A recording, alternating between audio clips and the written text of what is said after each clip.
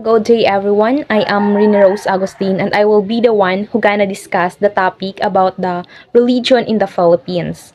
Historically, the Filipinos have embraced two of the great religions of the world, which is Islam and Christianity. We say eight great because these two religions were known here and have lots of members.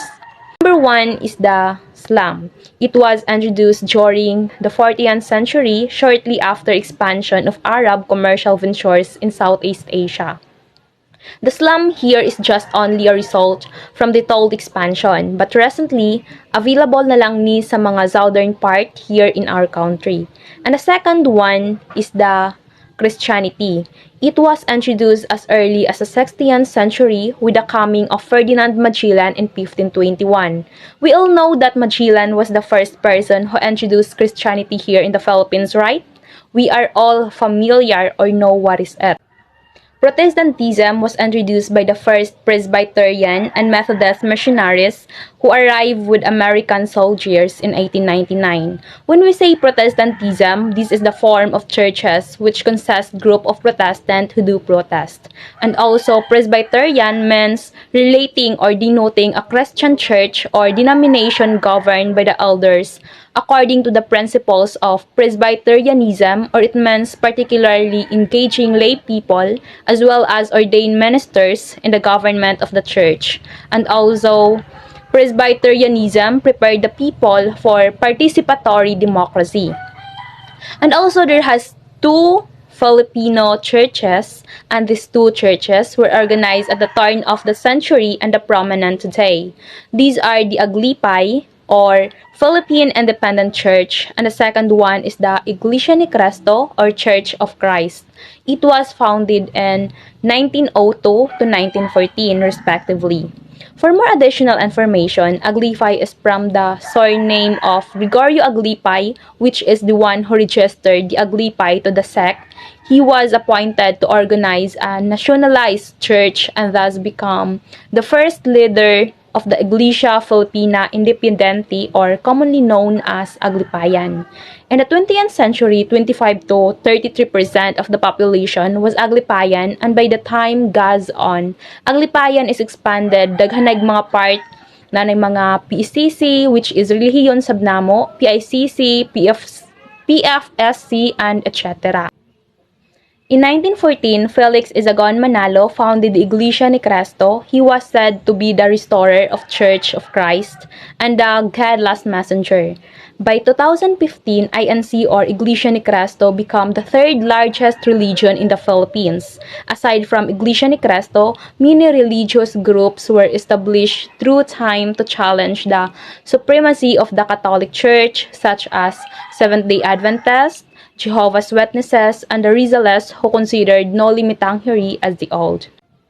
The Chinese religion, which is the Buddhism and Animism, have also had roles in the development of religions here in the Philippines, and important to same group of people. Dr. Jose Florante J. Layson wrote in the Encyclopedia of Sexuality, Taoism was introduced to the Filipinos by Chinese merchants during the 10th century.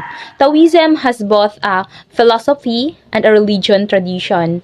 Philosophically, Taoism has been connected to the philosopher Lao Tzu, who around 500 BCE wrote the main book of Taoism, the Tao Te Ching. Taoism holds that humans and animals should live in balance with the Tao, or the universe. Taoists believe in spiritual immortality, where the spirit of the body joins the universe after death.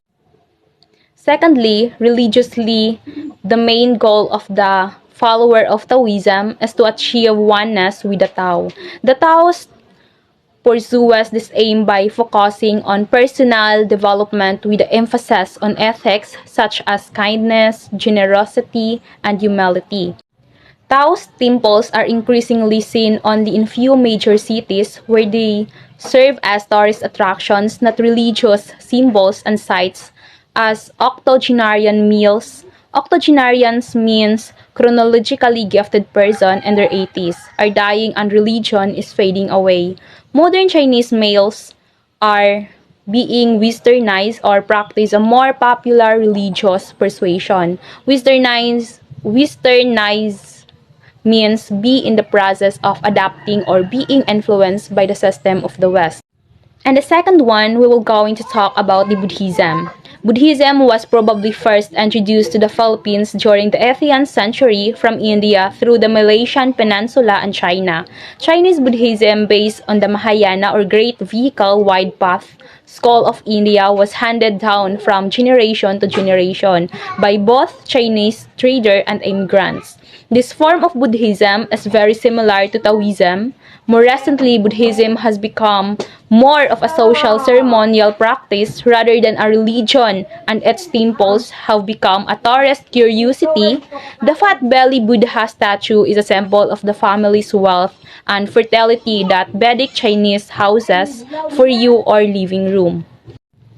Nature worship, the traditional indigenous religion of the Philippines, has been practiced from prehistoric times by the original Aitas, Negritos, Ifugaos, Igorots, and the Hill people. Their constant struggle with the forces of nature for their survival has led to the closer relationship with their and stores and elements of the nature.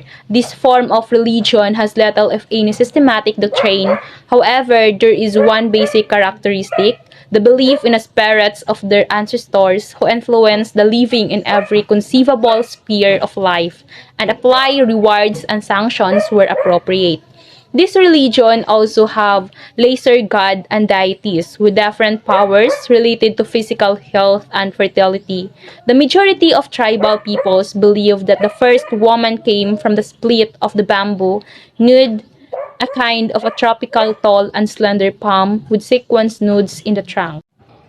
Slam is practiced by 5% of the population, with a majority residing on Mindanao at the southwestern tip of the archipelago. Slam reached the Jolo and Sulu Island in the Philippines. A century before the Spanish colonial as arrived through Arab and Persian merchants arriving from the Malayan Peninsula, despite the fact that the Philippines government legally approves only monogamy, local Muslims, known as Moros, are allowed to have several wives, provided they can afford them. Diba we all know that Muslims are allowed to have a lots of wives, kay legal man na sa ilaha, but only to those kaya ra pud magbuhi kung pila man ang ilahang gipangasawa. It's either mag-asawa sila og duwa, tulo, upat, lima, or even bisan pila ilahang gusto nga asawaon, as long as mabuhi nila, pwede ra kaayo. Pero if ever dili nimo siya kaya buhion or dili ka kanang sa imuhang status, sa imuhang kinabuhi, dili ka kaya magbuhi og more than one nga asawa, so you are not allowed. Only to those na aray kaya ang privilege nga mag-asawa og daghan. So maura ta siya. Thank you.